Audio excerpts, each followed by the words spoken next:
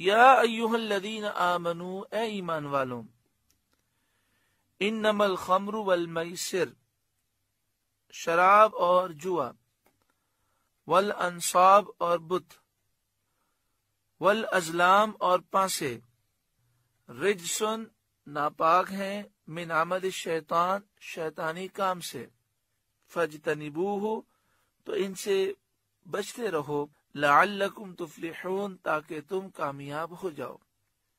یعنی مراد یہ ہے کہ شراب، جوا، بت اور یہ پانسے شیطانی کام ہیں، ناپاک ہیں، ان سے بچو تاکہ تم کامیاب ہو جاؤ۔ یہاں پر شراب کو، جوے کو، بت کو اور پانسوں کو فرمایا گیا رجسم من عمل الشیطان۔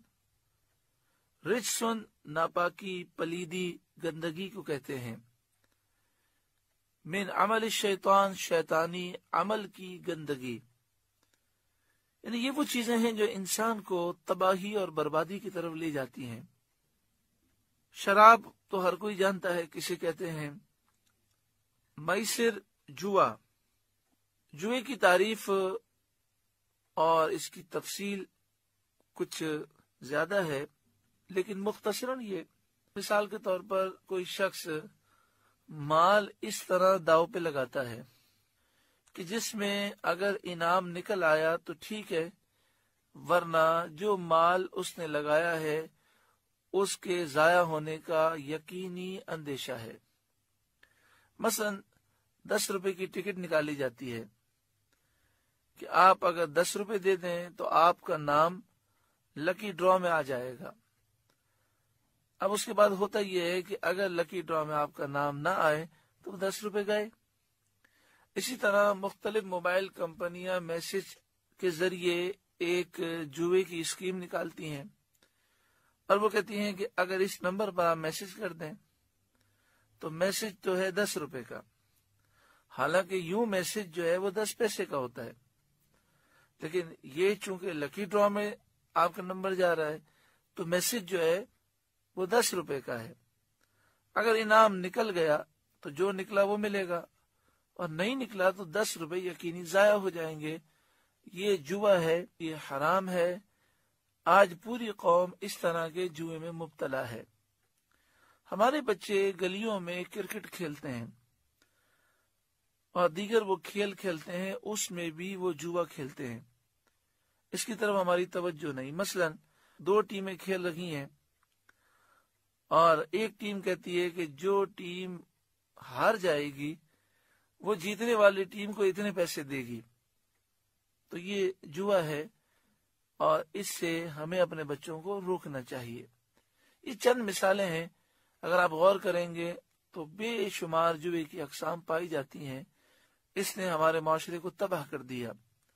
والانصاب اور بت، یہ بت تو شیطانی عمل کی گندگی ہیں کہ شیطان نے لوگوں کے ذہن خراب کیے، اور اس گندگی کا اثر یہ ہوا کہ ایک پتھر کو ایک شکل دے دی اور اسے خدا سمجھ کر پوجنے لگے۔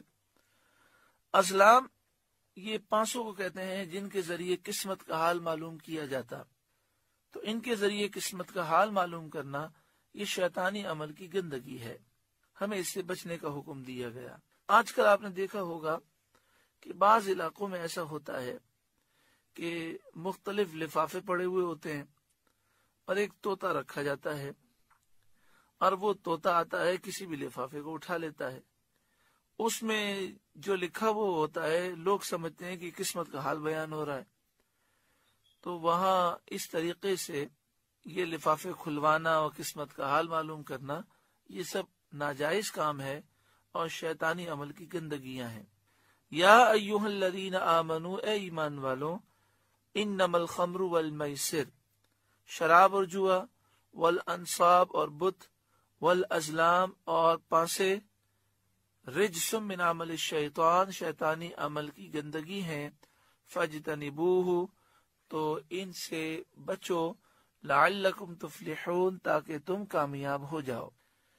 انما يريد الشیطان ان یوقع بینکم العداوۃ والبغضاء فی الخمر والمیسر، شیطان یہی چاہتا ہے کہ تمہارے درمیان عداوت، دشمنی اور بغض کو ڈال دے۔ العداوت، عداوت، دشمنی، والبغضاء، بغض، نفرت، فی الخمر، شراب میں، والمیسر، اور جوئے میں۔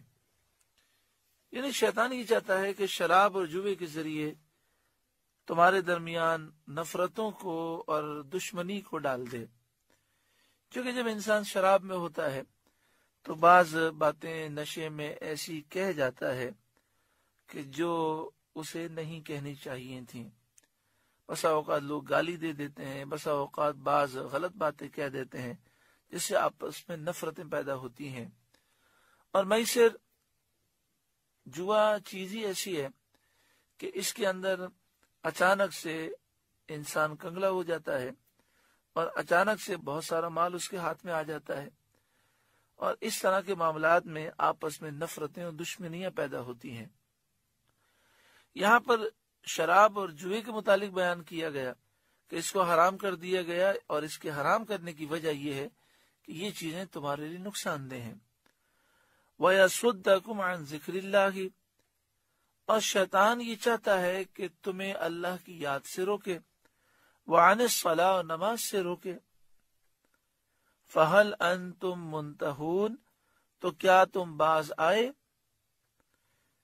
اس آیت میں شراب اور جوئے کے نتائج اور وبال بیان فرمائے گئے کہ شراب خوری اور جوئے بازی کا ایک وبال تو یہ ہے کہ اس سے آپس میں بغض، عداوتیں اور نفرتیں پیدا ہوتی ہیں، اور جو ان بدیوں میں، گناہوں میں، برائیوں میں مبتلا ہو وہ اللہ کے ذکر اور نماز کے اوقات کی پابندی سے محروم ہو جاتا ہے۔